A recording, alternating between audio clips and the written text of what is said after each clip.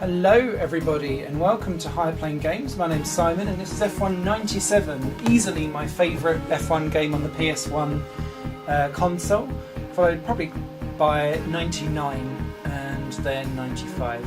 And yeah, I just wanted to show some of the amazing bits that were in this game. Never really kind of topped ever again, because this was the last time that Bizarre and Psygnosis kind of worked on this together, and then the license got farmed off to other places. And there's stuff that's in this game that still, to me, show the mark of a great game.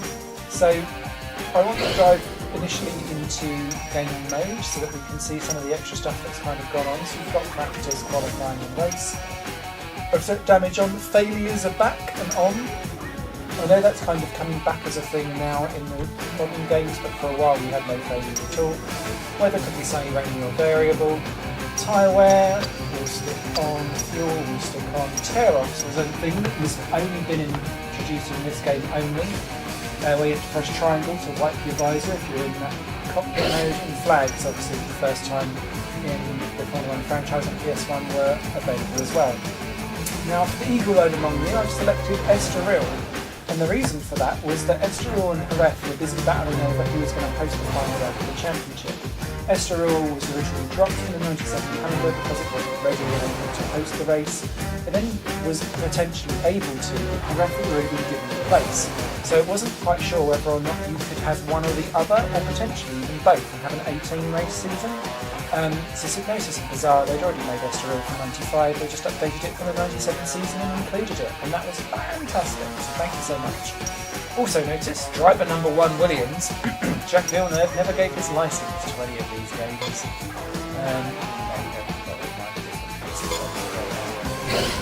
So, the other big thing for this was that it was the first time you could really play with car setup. So, gears you had before and tyres you had like slicks and wets. But then you had compounds of hard and soft, which was new really for 97. But you also had suspension, brake discs, brake bias, downforce, and fuel load as well. And I'm just leaving things as they are. Diving into a practice session to show you the other real big thing that had kind of come out of this specific game, and one that I've only really seen Project Cars perhaps really tackle in depth, and that's telemetry about your car that you can really go into and take a look at. So we'll get on to this with Murray and Martin and our lovely TV presentation. I miss TV presentation. Go! Let's go.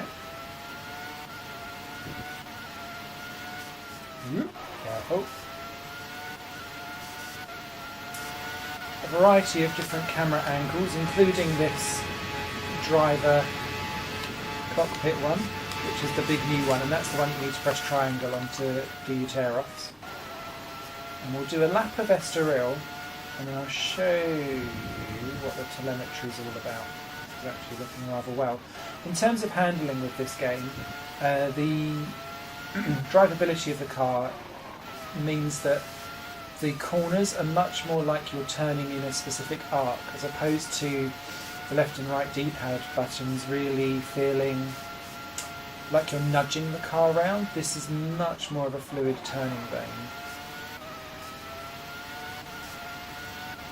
which I like.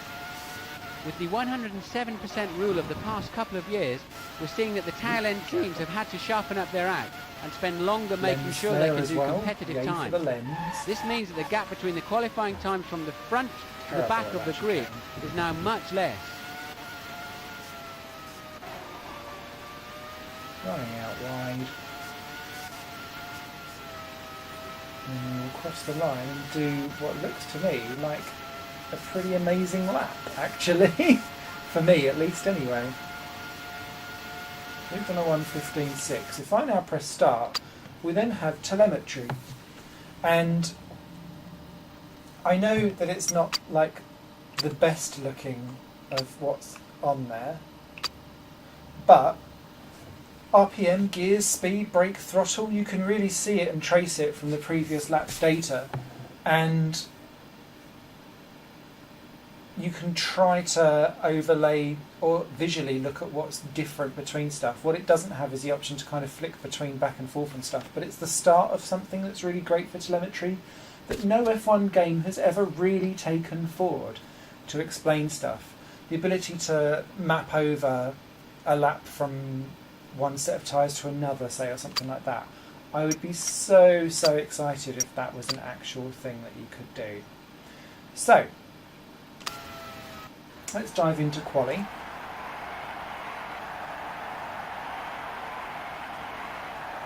Go! Yes, you can do the whole looking behind you. The other big thing that you've got,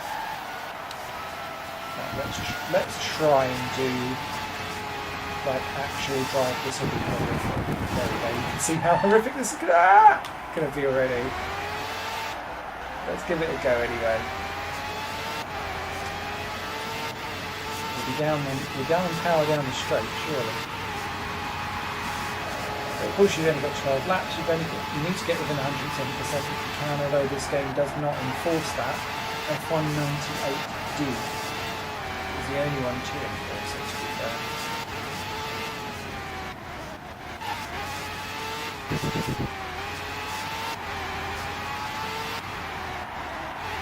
No Lolas in this game, obviously. So they were removed after. They never qualified for a race, so it kind of felt, I guess, to the developers that there was no point having them in.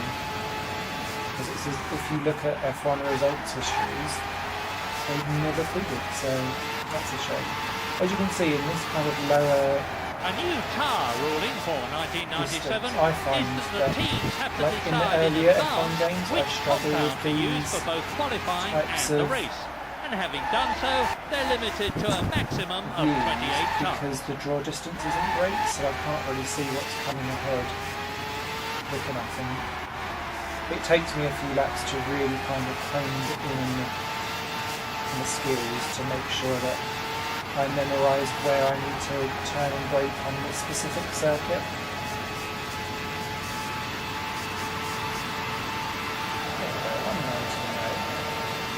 Good. This P1. And you're off. That might help me in the tyres.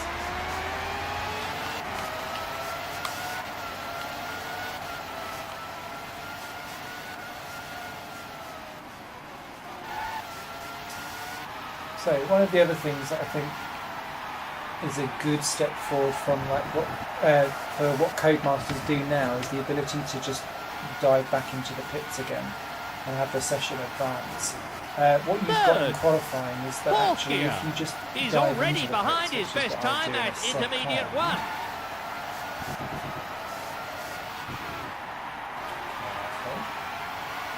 Up into third, up into fourth. Williams driver number one.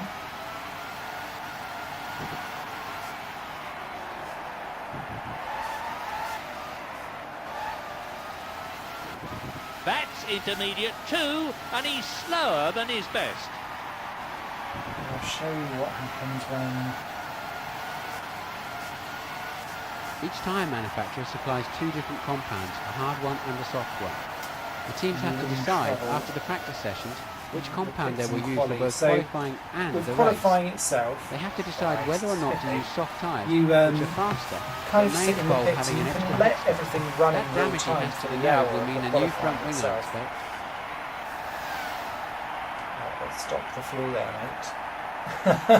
And that's kind of how your pit stop timing and stuff like that is all sorted out. As you can see, people are kind of diving in and out of the pits, and it's all kind of happening around you. But you can't fast forward anything, and you just sit there until the time runs out and then quali comes to an end. One of the big downsides I find from this game is that it only ever shows you kind of like the top six or where you are in your positions or your half of the field. So even at the end of a race, you still can't see anything past the top six, and I always found that slightly annoying because I know the top six is what scores points, but I want to know what's happening with the rest of the field because normally I'd be in that bit trying to work out what the bloody hell was going on. So that was kind of really the only big downside for me, was that entirely. So we qualified 10th. Yay! So let's dive onto the race. I will probably crash like a moose.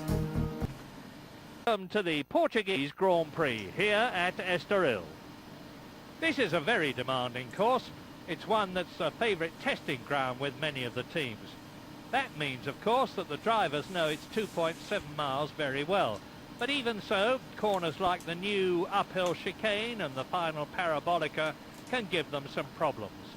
1996 saw the third Williams victory there in 3 years. And that's a record Frank Williams is going to be very eager to maintain. I'm sure he will. Right, nice little grid going on there. There we are, slap bang at the end. So, hopefully we won't crash out too much. We've got a 5-lap race. Let's see The how drivers we do. are lined up on the grid now, preparing themselves for the start. The red lights are beginning to come on. And they're off. They fly off the grid towards turn 1.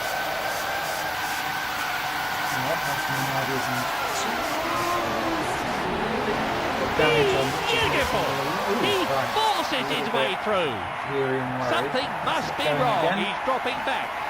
It's the Canadian. Something went wrong. He's all over the place. There is a good damage model that goes on with these cars. But I think we'll have got away with that. It feels like we have.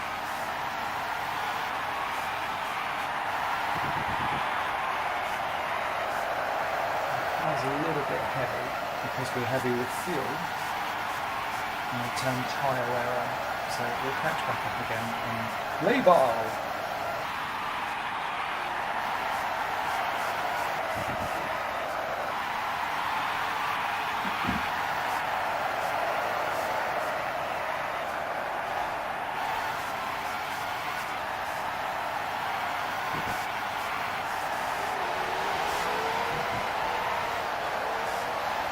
I often wonder if Estoril had gone ahead,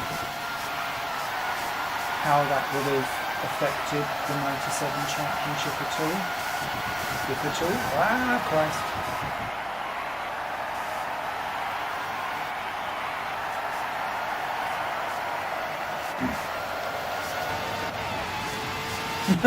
So this is why tear-offs only lasted one season before they got rid of it as an idea.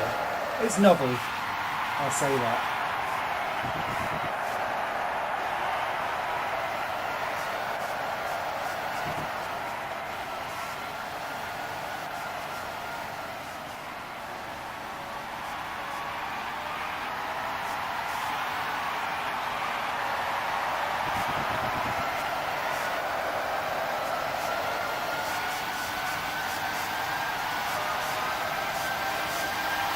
He's passed Mikasala. He was actually going faster than the race leader over the first section of the course. Spectacular overtaking there. Race order. In first place, and there's a spin. So AI making mistakes. In That's the second thing position, for this game.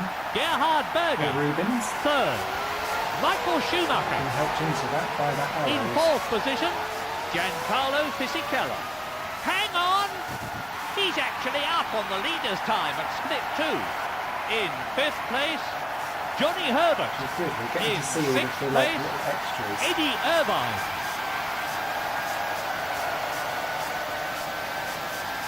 That's taken him past Pedro Diniz. As he crosses the line, only 3 more laps left. Beautiful! His lap time is quicker than the car he's chasing. Terrible car that year. Or was it? I think it was just they had a terrible engine before. That was Hill, but we're dead.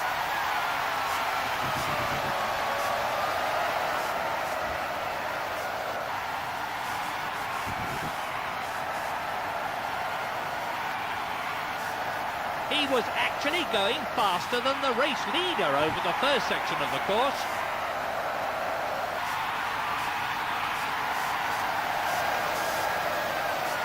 Oh my word! And there's He just hit the collisions and how diagonal. they can work and affect things. I think that may have hurt my front end slightly. Let's see you how see his that the times car compare. looks He's like the actually one up on the leader's time at split 2. But essentially, if you break your front 12, wing or your David rear wing, or Coulthard. whatever, if you then hit stuff again, you 13, start to see the monocross. Williams, like number 1. A little bit like what it is there. 11. Nicola Larini. It's a nice happened? introduction. We're to into a the damage second model. to It's not last great, lap. but 12th, Williams, number 1. In 13th place, David Coulthard. I swear Next Sauber pass couldn't to run too Nicola fast Larini. that year. Good, because I really rate Morbidelli and Lee and these drivers. So the fact that neither of them could get that Sauber to work properly showed that was a one-car team. Fontana was just nowhere really. So He was actually going faster than the race leader over the first section of the course. must have had frosts. Unbelievable! So Black's He's hit the corner. There was definitely contact between the two cars. They're off again. Green flags out round the circuit. There must be an accident. The yellow flags are out. So, as you The can black see, and yellow white flags for diagonal flag problems with means overtaking and so on and so unsportsmanlike forth. behaviour. We got there. I'm looking at the lap times now. So we're not going to catch That's the a bit front runners, off but the what we pace will do by is the go race into leader. pits for repair, I think.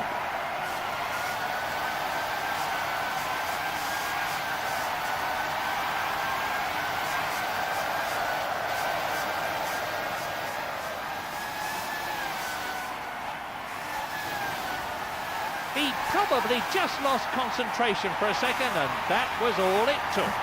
I can see some damage there to his bodywork. I wonder if the pit crew are ready to make some repairs. They must get that problem sorted out as fast as they can, so they can get back out there. Race order. Heinz Harald Frentzen, Gerhard Berger, So you still Michael have to be quick. Schumacher, Giancarlo Fisichella.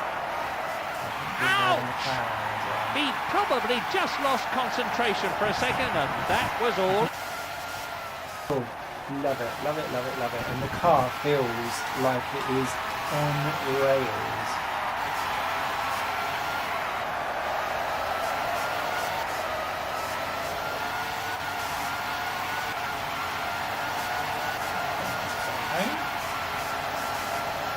And I hope this has given a good impression It's a of win just for what a Heinz step. Harald Frentzen.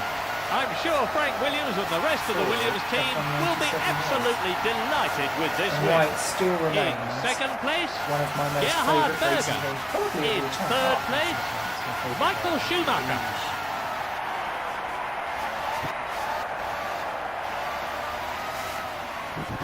He's closing the gap.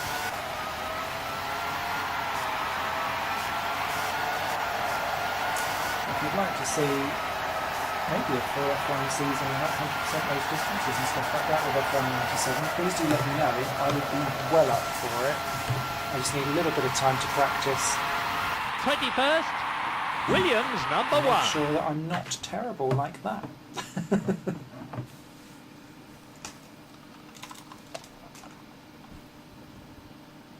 Oh, Jean and your eyes. Jean.